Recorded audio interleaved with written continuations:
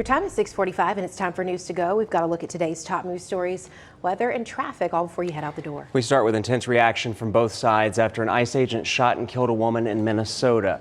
That ICE agent was taking part in the Trump administration's latest immigration enforcement operation. Federal leaders call the shooting, quote, self-defense. The Minneapolis mayor dismissed that description as, quote, garbage.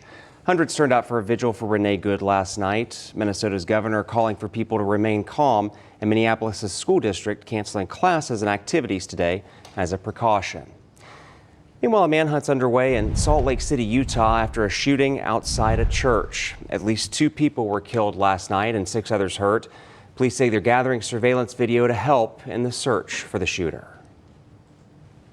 The image that I've seen doesn't really provide a lot of information, but we're pretty confident that some of the video cameras in the surrounding area are going to catch better images of that. Police say they're speaking with multiple people in connection with the investigation. An upstate South Carolina woman is facing charges after she took off from a traffic stop in Georgia. On Tuesday afternoon, Hart County deputies say they pulled over Angela Smith, and they say that she was pulled into a driveway near 85, and then the deputy was speaking with Smith. They say it suddenly sped up, turned around, and took off. Deputies chased Smith and were able to box her in just before she reached the South Carolina state line. Smith, who's from Liberty, is facing multiple charges. Meanwhile, a man is facing charges in connection with more than a dozen vandalism incidents in downtown Spartanburg. Police say the incidents happened on January 2nd and January 3rd at 17 different places. They started investigating the damage on Tuesday. Police say Aaron Mossberg was behind the vandalism, and they say he damaged businesses ranging from shops to law offices to banks. If you have any additional information, call Spartanburg Police. Right now, we're taking a live look at our nation's capital, where the U.S. Senate is looking to restrict the president's power in Venezuela. The War Powers Resolution would block President Donald Trump from using the military inside or against Venezuela without approval from Congress. Last time they voted on it, it failed. All branches of the military participated in last week's raid of Venezuela's capital, clearing the way for law enforcement officers to arrest President Nicolas Maduro and his wife, who are now in New York facing narco-terrorism charges. President Trump says the U.S. is running Venezuela and may send the military back if the remaining Maduro regime doesn't comply with their demands. And the U.S. House is expected to vote on an extension of the now expired private health insurance subsidies. The bill would reinstate for 3 years the extra credits that help people who don't have health insurance, their employer, pay for coverage. 4 Republicans sided with Democrats to force today's vote that appears to have enough support to pass. The Senate is not expected to take up the bill. They're working on their own measure to reform the Affordable Care Act, designed to have enough support to pass both changes.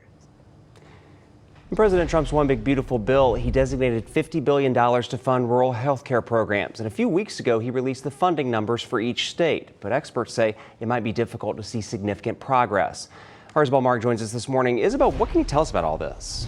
Hey, Aaron, good morning. Well, I want to show you this map that's created by the Center of Rural and Primary Healthcare at the University of South Carolina. Now, take a look here. It shows the percentage of the state that's covered by primary healthcare within a 30-minute drive. The lighter green shading represents rural healthcare gaps. And while this new rural healthcare funding can fix some of the problems we might be seeing here, experts say only about 15% of this program will offset the Medicaid cuts that they're also facing. Now, this year, South Carolina will get a little over $200 million for its rural hospitals, and experts say we should know exactly what programs that money will go to here soon. Destiny.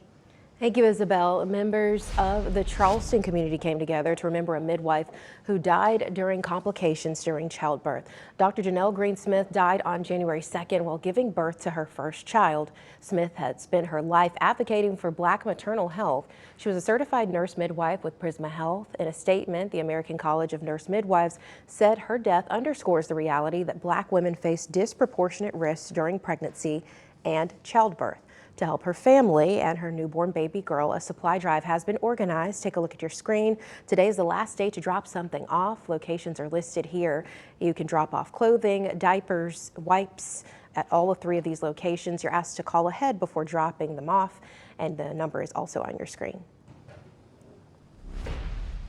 All right, clouds increase later today ahead of our next cold front that begins to move in, heading in towards Friday. By Friday morning, most of us are dry. You'll see a few sprinkles out there. But then by the afternoon on Friday, rain chances really starting to ramp up, mainly towards northeast Georgia and western North Carolina. We're still dry in the upstate. Then heading in towards Saturday, that's when we see the main bulk of the impact from the cold front. Heavy rain kicks off early in the morning on Saturday. A breeze from the south kicks up the temperatures and the humidity. We watch this main line develop by Saturday afternoon, so during that peak heating hour, around 70 degrees. Any storms that develop in this could be strong to severe with gusty winds.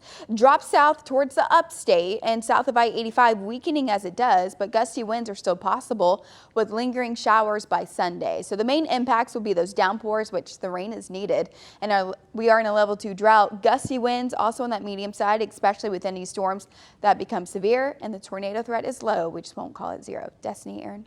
Hi, Victoria. Thank you. 6:51 now, taking a look at traffic. First, I-85 south at Clemson Boulevard still looks pretty great. More cars, more 18-wheelers, but not seeing the slowdowns, the delays there. So good news if you're headed down in that general direction. Perhaps you're in Anderson County or you're headed to Georgia for something. No major issues there. Where I am starting to see the issue, though, is in the travel times. This is a clockwork thing. 85 southbound from Airport to Woodruff Road. It's up just 3 minutes, but it has ticked into the yellow at 9 minutes. I expect that to go up in the next 5, 10, 15 minutes as well.